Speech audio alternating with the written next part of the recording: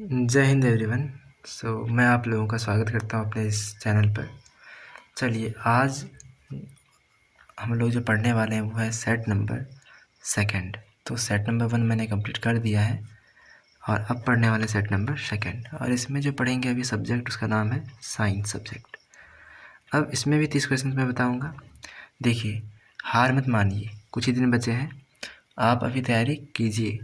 और आप जानते हैं, यहाँ तक अगर खोद दिए हैं गुफ़ा को, तो आगे बचा हुआ गुफ़ा बस इतना सा है।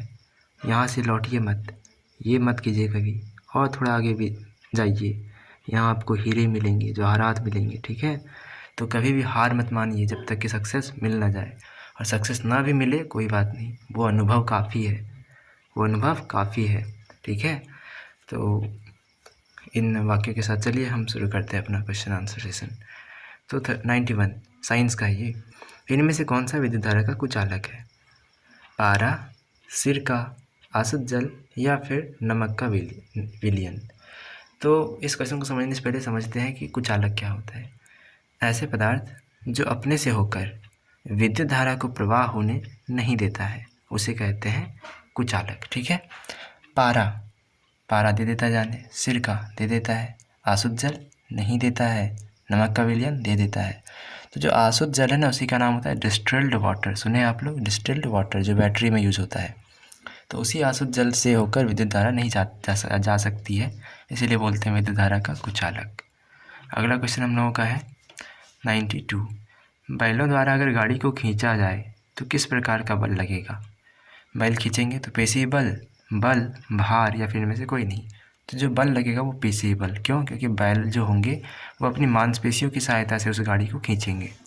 अगला क्वेश्चन, पुतली का आकार कम रोशनी में डैश हो जाता है। पुतली क्या है? हमारे आँख का जो सबसे बाहरी भाग, जो बड़ा छोटा होता दिखता है। जैसे कि आप मान लीजिए दिन है और अपने कमरे से गेट के थ्रू आप बाहर जाते हैं, और बाहर जाने के बाद सूर्य को देखने लगते हैं, तो आप देखिएगा कि देखना नहीं है ऐसे खुली आँखों से, लेकिन अगर आप देखते हैं कभी ज़्यादा रोशनी वाली चीज़ों को, तो आपका आँख छोटा हो जाता है। तो इसको बोलते हैं पुतली का छोटा होना। क्यों? क्योंकि रोशनी इतनी ज़्यादा हो गई है कि आँख संभाल नहीं पा रहा, तो आँख छोटी हो जाती है। उसी तरह अगर आप वहाँ से अंदर आते हैं घर के, अंधेरा होगा आपके घर में, तो अब आपको आँख बड़ी बड़ी करके देखनी पड़ेंगी ताकि आपको दिख सके। तो ये जो आँख का छोटा बड़ा होना है, ये होता है पुतली का छोटा बड़ा होना। किसका?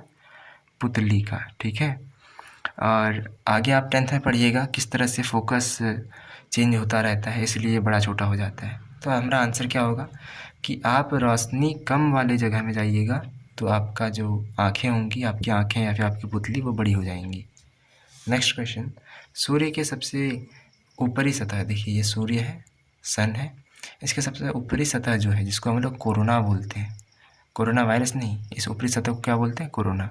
इसका टेम्परेचर होता है 6000 डिग्री सेल्सियस। ठीक है, आंसर नंबर बी।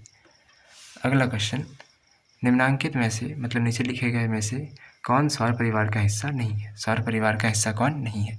क्षुद्र ग्रह, उपग्रह, तारामंडल, या फिर धूमकेतु। तो धूमकेतु जो है वो हमारे सौरमंडल का हिस्सा नहीं है।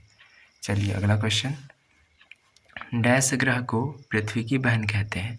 आप लोगों ने सौर परिवार का नाम सुना होगा, जिसमें सूर्य है मुखिया के तौर पे, फिर कौन आते हैं? फिर आते हैं बुध, फिर आती है मंगल, और फिर आते हैं पृथ्वी, फिर आती है शुक्र ग्रह। ठीक है, तो पृथ्वी का जो बहन कहा जाता है उसको कहा जाता है शुक्र ग्रह को। आंसर क्या होगा? सी नंबर। मंगल ग्रह लाल ग्रह है, बुध ग्रह एक भी उपग्रह नहीं है, पृथ्वी के कितने उपग्रह? एक उपग्रह है, और चंद्रमा है उसका नाम, जान के याद रखिएगा। क्या क्या याद रखिएगा? पृथ्वी, इसको बोला जाता है नीला ग्रह, मंगल ग्रह को लाल ग्रह, बृहस्पति को बोला जाता है सबसे बड़ा ग्रह और गैसों से बना है ये ग्रह, शुक्र ग्रह को पृथ्वी की बहन कहते हैं, बुध उपग्रह का एक भी चंद्रमा नहीं है, एक भी उपग्रह नहीं है। अगला क्वेश्चन हमारा है, बर्फ़ पर चलने पर आप फिसल जाते होंगे। आपने देखा होगा अगर बर्फ़ पे चलिएगा तो फिसल जाते हैं। क्या कारण हो सकता है? घर्षण अधिक हो गया, कम हो गया, या फिर सावधानीपूर्वक नहीं चला गया, या फिर इनमें से कोई नहीं। तो जो बर्फ़ होता है ना, इस पे चलने पे घर्षण क्या हो जाता है? कम हो जाता है। घर्षण क्या हो जाता है? कम। इसी कारण से आप फिसलने लगते हैं। ठीक है, तो घर्षण के कम होने के कारण ही आदमी फिसल जाता है। मतलब कोई भी व्यक्ति अगर बढ़िया से चल पा रहा है मतलब घर्षण पूरी अच्छी मात्रा में मिल रही है, ठीक है। बर्फ़ में क्यों नहीं चल पाता? क्योंकि घर्षण कम हो चुका होता है, तो पैर फिसल जाते हैं उसके। केले के छिलके पे पैर रख दीजिए तो आप चल नहीं पाइएगा। कारण क्या है? क्योंकि आपके पैर और छिलके के बीच का घर्षण काफ़ी कम हो गया है। हमें ध्वनि सुनाई देती है किस कारण से? परावर्तन से, कंपन से, घर्षण से या फिर प्रकाश से? आंसर होगा कंपन से। जब भी वाइब्रेट करते हैं, कंपन मतलब वाइब्रेट करना, वाइब्रेशन, तो हमें क्या सुनाई देती है? ध्वनि सुनाई देती है। अगला क्वेश्चन, आवेश कितने तरह के होते हैं? ये क्वेश्चन मैंने गलती से 98 नंबर डाल दिया है, चलिए एक्स्ट्रा समझ के रख लीजिए। आवेश जिसको इंग्लिश में चार्ज कहते हैं, क्या कहते हैं? चार्ज। ये 2 तरह के होते हैं, धन और ऋण। धनायन, ऋणायन, धनावेश, ऋणावेश। तो आवेश हो गए 2 तरह के। नेक्स्ट क्वेश्चन है, आवेश को पृथ्वी में भेजने की प्रक्रिया को क्या कहते हैं? तो आपको क्या ये बात पता है कि जो हमारे घरों में तार होते हैं जिससे इलेक्ट्रिसिटी आती है, उन तारों में क्या आता है? आवेश आता है। और जो होता है नेगेटिव आवेश, क्या आता है? नेगेटिव आवेश। पढ़ाऊँगा मैं। विद्युत धारा क्या होता है? नेगेटिव आवेशों के प्रवाह को ही कहते हैं विद्युत धारा। तो इन तारों में क्या आ रही थी? नेगेटिव आवेश। अब इनको जोड़ दिया जाता है पृथ्वी के अंदर, काफ़ी गड्ढा किया जाता है पृथ्वी के अंदर, और वहाँ पे धातु की प्लेट के साथ नमी वाली जगह में डाल देते हैं इस तार को। तो ये जो इलेक्ट्रॉन था या फिर ये जो नेगेटिव चार्ज था, नेगेटिव आवेश था, वो पहुँच जाता है धरती में। तो ये जो आवेश को धरती में भेज रहे हैं, इसी प्रक्रिया को कहते हैं अर्थिंग, जिसको इंग्लिश में बोलते हैं भू संपर्कन। क्या बोलते हैं? भू संपर्कन। भू मतलब भूमि से संपर्क करना ही कहलाता है भू संपर्कन, और इस विधि में आवेश को पृथ्वी में भेजा जाता है। अगला क्वेश्चन, सेंचुरी होने वाला है हम लोगों का। तो अगला क्वेश्चन है क्वेश्चन नंबर 100। वह कौन सा अधातु, देखिए क्या पूछा है? अधातु है जो विद्युत का सुचालक है। विद्युत का सुचालक भी होना चाहिए। लकड़ी अधातु, हीरा अधातु, प्लास्टिक अधातु, ग्रेफाइट भी अधातु है। लेकिन विद्युत का सुचालक कौन है? विद्युत को अपने से होकर जाने कौन देता है? दुनिया में बस एक ही, ग्रेफाइट। कौन है वो? ग्रेफाइट। अगला, निम्नांकित में से कौन धातु नहीं है? एल्यूमिनियम धातु है, लोहा धातु है, तांबा भी धातु है, लेकिन सल्फर धातु नहीं है। तो सल्फर क्या है? सल्फर एक गैस है, और ये कॉन्सेप्ट याद रखिएगा, दुनिया की सभी गैसें अधातु होती हैं। क्या होती हैं? अधातु। ऑक्सीजन, कार्बन, नाइट्रोजन, सल्फर, ये सब क्या हो जाएंगे? अधातु। कोई भी हाइड्रोजन, हीलियम, सभी क्या होंगी? अधातु। तो जितनी भी गैसें हैं सारी अधातु होती है। तो सल्फर भी गैस था, तो ये क्या हो जाएगा? अधातु। रेशम की खोज सर्वप्रथम किस देश ने की थी? भारत ने, चीन ने, बांग्लादेश ने, या फिर वर्मा ने, जिसको म्यांमार भी कहते हैं। तो जो रेशम की खोज हुई थी ना, वो पहली बार चीन में हुई थी। लेकिन एक इंटरेस्टिंग बात है कि चीन के लोगों ने इस चीज़ को बहुत छुपा के रखा था, दुनिया को पता नहीं चला था। दुनिया को बहुत दिनों बाद पता चला कि रेशम की खोज हो चुकी है चीन में। तो ये इन लोगों ने थोड़ा गलत किया था। जीवाणु दूध से दही में परिवर्तन हो जाता है, इसमें कौन सा जीव काम आता है? लैक्टोबैसिलस, ट्यूबरक्लोसिस, राइजोपस, या फिर HIV। तो देखिए बोला है जीवाणु, HIV तो वायरस है, विषाणु है, तो ये आंसर तो नहीं होगा। राइजोपस क्या होता है? ब्रेड मोल्ड का कारण है। ब्रेड मोल्ड जानते हैं आप? रोटी में जो आ जाते हैं, क्या आते हैं? एक धागे की संरचना, वो होता है ब्रेड मोल्ड, धागे वाली संरचना। तो राइजोपस क्या होता है? जीवाणु है जो ब्रेड मोल्ड को कारण करता है। ट्यूबरक्लोसिस क्या है? ये TB बीमारी का कारक है। कौन सी बीमारी का? TB का। आंसर होगा लैक्टोबैसिलस, जो दही में या फिर दूध में पाया जाता है, जो दही में बदल देता है उसको, ठीक है। कौन सा गुणसूत्र नर शिशुओं का लिंग निर्धारण करता है? नर कौन हो गए? पुरुष। तो आप याद कर लीजिए, जो पुरुष होते हैं उनका जो गुणसूत्र होता है वो होता है XY, और जो महिलाएं होती हैं उनका होता है XX, ठीक है। ये दोनों होता है। तो बताइए नर कौन हुआ? पुरुष वाले, तो XY आंसर हो जाएगा पहला वाला। अगला क्वेश्चन, टैडपोल का वयस्क में परिवर्तन क्या कहलाता है? वयस्क कौन? जवान हो सकता है, इसको वयस्क बोलते हैं। तो आप लोगों ने अभी मतलब बरसात के मौसम में देखा होगा मेढक। अब ये मेढक पहले कैसा होता है? पहले बड़ा सा मेढक नहीं दिखता है, पहले दिखता है वो टैडपोल जैसा। कैसा दिखता है? टैडपोल जैसा। उसके भी पहले अगर देखा जाए तो शिशु टैडपोल होता है, छोटा छोटा होता है। उसके पहले वो अंडे जैसे होते हैं, ठीक है। तो क्या होता है? अंडे पहले बनते हैं टैडपोल, फिर टैडपोल से बनते हैं वयस्क टैडपोल और फिर बनता है मेढक। तो इस प्रक्रिया को, जिसमें काया में अंतर आ रहा है, काया मतलब शरीर, काया मतलब शरीर, तो शरीर में जो अंतर आ रहा है इसी को बोलते हैं कायांतरण। शरीर में अंतर। अंडा से टैडपोल मछली की तरह दिखता है, वयस्क टैडपोल मछली की तरह दिखता है, लेकिन मेढक काफ़ी अलग दिखता है। टैडपोल का वयस्क में परिवर्तन को ही कहते हैं काया या फिर शरीर में अंतर, कायांतरण। क्या बोलते हैं? कायांतरण। फसलों से अनाजों को अलग करने की प्रक्रिया को क्या कहते हैं? कटाई, फसलों को काटना, खेतों से बाहर लाना। भंडारण, अनाजों को भंडारित करना, उनको जीवाणुओं कीटाणुओं से बचाना। ओसाई क्या होता है? दौनी क्या होता है? दौनी होता है कि फसल अगर ये है और यहाँ पे कुछ फसल लगा हुआ है तो इस वाले को हटा देना और इस वाले को हटा देना, अनाज को इनके पौधों से हटाना ही क्या कहलाता है? दौनी। लेकिन ओसाई क्या है? इन फलों में जो छिलके होंगे उन छिलकों को उस बीज से हटाना क्या कहलाता है? ओसाई। पूछा क्या है? अनाजों को अलग करना है, मतलब ये वाला प्रक्रिया। क्या बताया मैंने? दौनी। इसको क्या बोलते हैं? दौनी या फिर थ्रेसिंग सुना होगा आप लोगों ने, थ्रेसर मशीन होता है। अम्ल वर्षा के प्रमुख अवयव क्या है? अम्ल वर्षा के प्रमुख अवयव क्या है? सल्फ्यूरिक अम्ल, नाइट्रिक अम्ल, ए और बी दोनों, या फिर इनमें से कोई नहीं, नन ऑफ द अबव।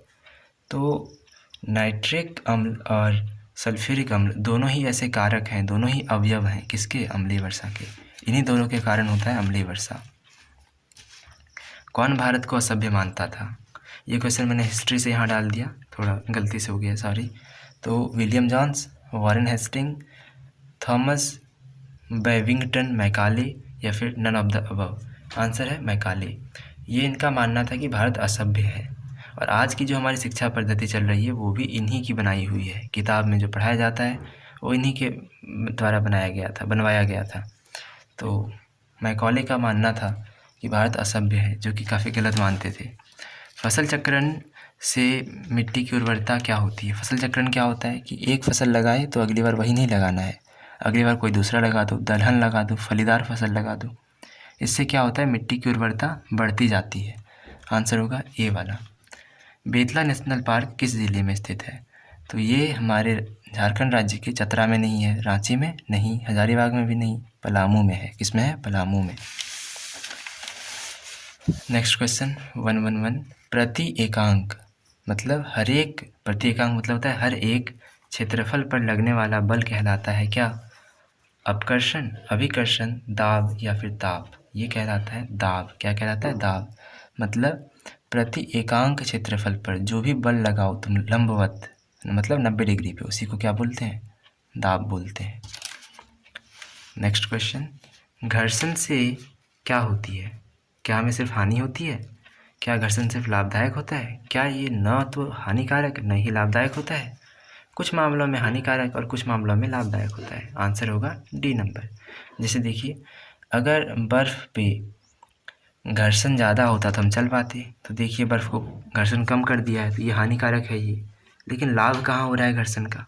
हम चल पा रहे हैं, किसके कारण से? घर्षण से।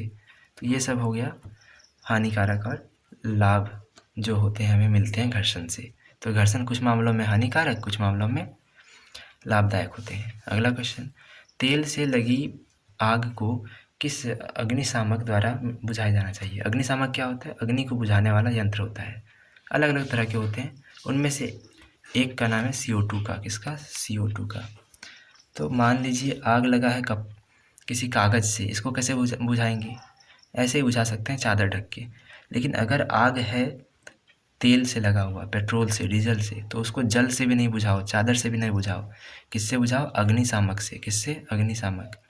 और इसमें जो होगा वो होगा CO2 gas, carbon dioxide gas. Answer A number. Chloroplast किस में पाया जाता है? क्लोरोप्लास्ट क्या होता है? आपने सुना होगा क्लोरोफिल, क्लोरोफिल, और अभी मैं सुना रहा हूँ क्लोरोप्लास्ट। तो जो क्लोरोफिल होता है ना वो पाया जाता है क्लोरोप्लास्ट में। किस में पाया जाता है? क्लोरोप्लास्ट में। और जो क्लोरोप्लास्ट का रंग होता है वो होता है हरा। तो बताइए क्लोरोप्लास्ट में क्या पाया जाता है? क्लोरोफिल। और क्लोरोफिल के कारण ही इसका रंग क्या हो जाता है? हरा हो जाता है। ठीक है।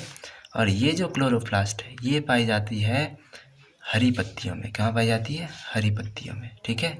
मान लीजिए पत्ता है तो इसमें क्या होगा, क्लोरोप्लास्ट, उसमें क्या होगा, क्लोरोफिल, और यही क्लोरोफिल है जो पत्ते को हरा रंग प्रदान करता है। क्लोरोफिल का एक और काम है, ये सूर्य से प्रकाश किरणों को एब्जॉर्व करता है और खाना बनाता है पत्ते में। पोलियो किसके कारण होता है, तो पोलियो जो बीमारी है वो किसके कारण होगा, कवक के, प्रोटोजोआ के, बैक्टीरिया के या फिर वायरस के कारण। तो ये होता है वायरस के कारण। ठीक है, तो जानते हैं वायरस, वायरस पता है क्या होता है, इसको उपचार करना है अगर वायरस से, तो आपको दवाई से काम नहीं चलेगा, आपको लेना पड़ेगा वैक्सीन। क्या लेना पड़ेगा, वैक्सीन। इसको हिंदी में कहते हैं टीका लेना पड़ेगा।